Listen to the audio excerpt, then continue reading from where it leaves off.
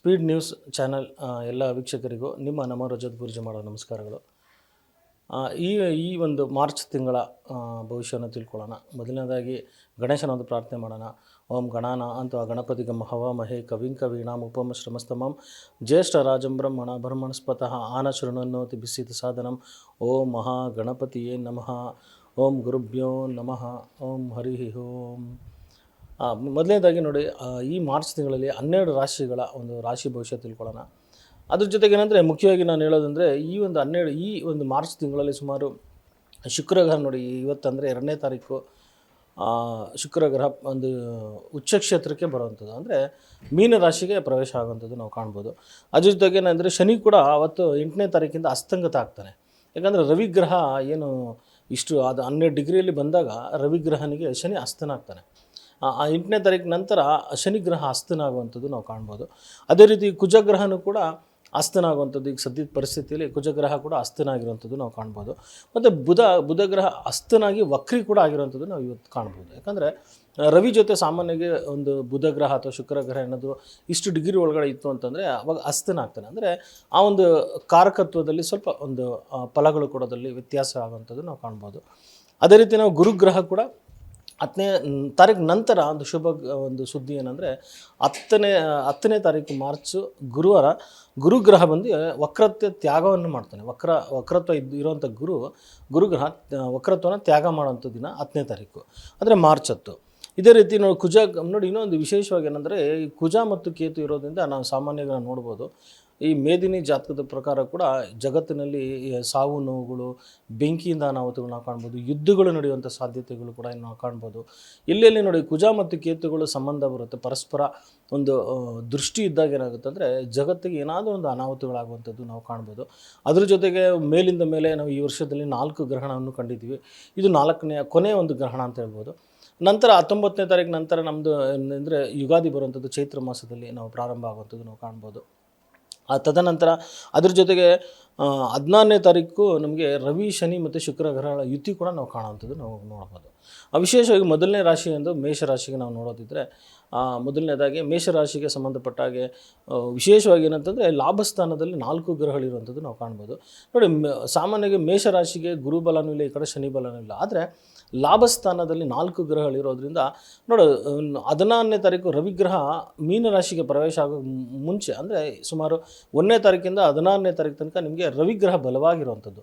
ನೋಡಿ, ಜಾತಕದಲ್ಲಿ ಯಾವ ಗ್ರಹ ಎಲ್ಲೇ ಇದ್ದರೂ ಕೂಡ ರವಿಗ್ರಹ ಏನಾದರೂ ಲಾಭಸ್ಥಾನದಲ್ಲಿತ್ತು ಅಂದರೆ ಕೋಟಿ ದೋಷಗಳು ಏನಿದ್ರೆ ಅದು ನಿವಾರಣೆ ಆಗೋದಂತ ಒಂದು ವಾಡಿಕೆ ಇದೆ. ಸೊ ಅದೇ ರೀತಿಯಲ್ಲಿ ಲಾಭಸ್ಥಾನದಲ್ಲಿ ರವಿ ಇದ್ದಾಗ 16ನೇ ತನಕ ಇರುವಂಥದ್ದು ನಾವು ಕಾಣ್ಬೋದು. ಆವಾಗ ಈ 16ರಿಂದ ತುಂಬ ಶ್ರೇಷ್ಠವಾಗಿ ಒಂದು ಉತ್ತಮವಾದ ಫಲಗಳನ್ನೇ ನೀವು ನಿರೀಕ್ಷೆ ಮಾಡ್ಬೋದು. ಜೊತೆಗೆ ಆರೋಗ್ಯದಲ್ಲಿ ನಾವು ನೋಡೋದಿದ್ರೆ ಆರೋಗ್ಯದಲ್ಲಿ ಸ್ವಲ್ಪ ಮಟ್ಟಿಗೆ ವ್ಯತ್ಯಾಸಗಳನ್ನ ಕಾಣುವಂಥದ್ದು, ಅದರಲ್ಲೂ ವಯೋವೃದ್ಧರಿದ್ದರೆ ಆರೋಗ್ಯದಲ್ಲಿ ಭಾಳ ಎಚ್ಚರಿಕೆ ಇರುವಂಥದ್ದು ಮಾಡಿ, ಹೊಟ್ಟೆಗೆ ಸಂಬಂಧಪಟ್ಟಾಗೆ, ಈ ಭುಜಕ್ಕೆ ಸಂಬಂಧಪಟ್ಟಾಗೆ ಏನಾದರೂ ಅನಾಹುತಗಳಿದ್ದರೆ ಅದನ್ನು ಸರಿಯಾಗಿ ಒಂದು ಡಾಕ್ಟರ್ ಹತ್ರ ಹೋಗುವಂಥದ್ದು, ವೈದ್ಯಕೀಯ ಸಲಹೆಯನ್ನು ಪಡೆಯುವಂಥದ್ದು, ಮತ್ತು ನೀವು ಏನು ಸರಿಯಾದ ಸಮಯಕ್ಕೆ ಒಂದು ಉಪಚಾರಗಳನ್ನ ಮಾಡುವಂಥದ್ದು ಮಾಡ್ಕೊಳ್ಳಿ.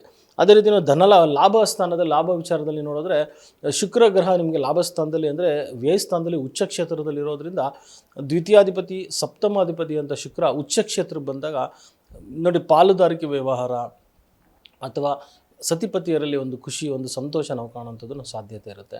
ಜೊತೆಗೆ ಏನಂತಂದರೆ ದ್ವಿತೀಯಾಧಿಪತಿನೇ ಉಚ್ಚ ಕ್ಷೇತ್ರದಲ್ಲಿ ವ್ಯಯಸ್ಥಾನದಲ್ಲಿ ಇದ್ದರೂ ಕೂಡ ಯಾವುದೋ ಒಂದು ಅಮೌಂಟ್ ನಿಮ್ಗೆ ಬರುವಂಥದ್ದು ಅಥವಾ ಇನ್ಶೂರೆನ್ಸು ಒಂದು ಕ್ಲೈಮ್ ಆಗುವಂಥದ್ದು ಅಥವಾ ಬೇರೆ ರೀತಿಯಲ್ಲಿ ಒಂದು ಅನುಕೂಲ ಆಗುವಂಥದ್ದು ಕಾಣ್ಬೋದು. ಆಮೇಲೆ ಒಂದು ಸ್ವಂತ ಆಸ್ತಿ ವಿಚಾರದಲ್ಲಿ ಒಂದು ಅನುಕೂಲ ಆಗುವಂಥದ್ದು, ಅಥವಾ ಆಸ್ತಿಯಲ್ಲಿ ಏನಾದರೂ ಬೇಲಿ ಹಾಕುವಂಥದ್ದು, ಒಂದು ಮನೆಯನ್ನು ಆಲ್ಟ್ರೇಷನ್ ಮಾಡುವಂಥದ್ದು, ಈ ರೀತಿ ಹಲವಾರು ರೀತಿಯಲ್ಲಿ ಅನುಕೂಲ ಆಗುವಂಥದ್ದು ನಾವು ಕಾಣ್ಬೋದು. ಜೊತೆ ಕುಟುಂಬದಲ್ಲೂ ಕೂಡ ಏನೋ ಒಂದು ಖುಷಿಯ ವಾತಾವರಣ, ಅಂದರೆ ವೃಥಾ ಖರ್ಚು ಅಂತ ಹೇಳ್ತೀವಿ. ಯಾಕಂದರೆ ಶುಕ್ರ ಗ್ರಹ ಅಂದ್ರೆ ವಿಜೃಂಭಣೆ, ಆಡಂಬರವನ್ನು ತೋರಿಸ್ತಾನೆ. ಅಂದರೆ ಒಂದು ದೊಡ್ಡ ಮಟ್ಟದಲ್ಲಿ ಹಣನ ಖರ್ಚುಗಳು ಮಾಡುವಂಥದ್ದು ವ್ಯಯ ಅಂತ ಹೇಳ್ಬೋದು. ಯಾಕಂದರೆ ವ್ಯಯಸ್ಥಾನದಲ್ಲಿ 12 ಮೇಲೆ ಕುಜ ಇದು ಶುಕ್ರಗ್ರಹ ಉಚ್ಚ ಕ್ಷೇತ್ರದಲ್ಲಿ ಇರೋದ್ರಿಂದ ವ್ಯಯದಲ್ಲಿರೋದ್ರಿಂದ ತುಂಬ ಒಂದು ಧನ ಲಾಭಗಳು ಬಂದರೂ ಕೂಡ ಹೆಚ್ಚಿನ ಮಟ್ಟದಲ್ಲಿ ವ್ಯಯ ಆಗುವಂಥ ಸಾಧ್ಯತೆಗಳಿರುತ್ತೆ. ಕುಟುಂಬಕ್ಕೆ ಸಂಬಂಧಪಟ್ಟಾಗೆ ಅಥವಾ ತಮ್ಮ ಸತಿಪತಿಯರಿಗೇ ಏನೋ ಒಂದು ವಸ್ತ್ರಾಭರಣ ಕೊಡಿಸೋವಂಥದ್ದು ಅಥವಾ ಆಭರಣಗಳನ್ನು ಕೊಡಿಸುವಂಥದ್ದು. ಸೊ ಈ ರೀತಿ ಹಲವಾರು ಅನುಕೂಲ ಆಗುವಂಥದ್ದು ಕಾಣುತ್ತೆ.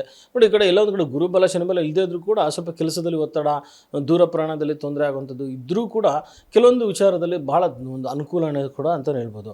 ನೋಡಿ, ವಾಹನ ಮನೆ ವಿಚಾರದಲ್ಲಿ ಬಂದರೆ ಸ್ವಲ್ಪ ಅನಾನುಕೂಲತೆ ಇರುತ್ತೆ. ವಾಹನ ವಿಚಾರದಲ್ಲಿ ಅನುಕೂಲತೆ, ಯಾಕಂದರೆ ಅವ ಚತುರ್ಥಕ್ಕೆ ದ್ವಿತೀಯದಲ್ಲಿ ಕೇತು ಇದ್ದಾಗ ಏನಂದರೆ ಮನೆ ವಿಚಾರದಲ್ಲಿ ಏನೋ ಒಂದು ಅಡೆತಡೆಗಳು, ಯಾವುದೋ ಒಂದು ಮನೆ ತೊಗೊಬೇಕು ಕಟ್ಟಿಸ್ಬೇಕು ಅಂತಿದ್ರೆ ಸ್ವಲ್ಪ ಅಡೆತಡೆಗಳಿದ್ದರೂ ಕೂಡ ನಿಮಗೆ ಸ್ವಲ್ಪ ಅನುಕೂಲ ಆಗೋಂಥದ್ದು ಕೂಡ ಇರುತ್ತೆ. ಆದರೆ ಹೊಸದಾಗಿ ಏನಾದರೂ ಖರೀದಿ ಮಾಡಬೇಕಂದ್ರೆ ಬಹಳ ಎಚ್ಚರಿಕೆಯಿಂದ ಯೋಚನೆ ಮಾಡೋಂಥದ್ದು ಮಾಡಿ, ಆತುರದಲ್ಲಿ ತೊಗೊಳ್ಳೋಂಥದ್ದು ಬೇಡ, ಮತ್ತು ಇದು ಹೆಚ್ಚಿನ ಬಡ್ಡಿಗೆ ತೊಗೊಳ್ಳೋಂಥದ್ದು, ಮನೆಗಳು ಕೈ ಹಾಕುವಂಥದ್ದು ಬೇಡ. ನಂತರ ನಿಮಗೆ ಜೂನ್ ನಂತರ ಗುರು ತುಂಬ ಬಲವಾಗಿ ಬಂದಾಗ ನೀವು ಖಂಡಿತ ನೀವು ಏನೋ ಒಂದು ಸೈಟು, ಮನೆ, ನೀರಾವರಿ ಜಮೀನು ತೊಗೊಳ್ಳೋಂಥ ಅನುಕೂಲ ಖಂಡಿತ ನಿಮಗೆ ಆಗುವಂಥದ್ದು ನಾವು ಕಾಣ್ಬೋದು.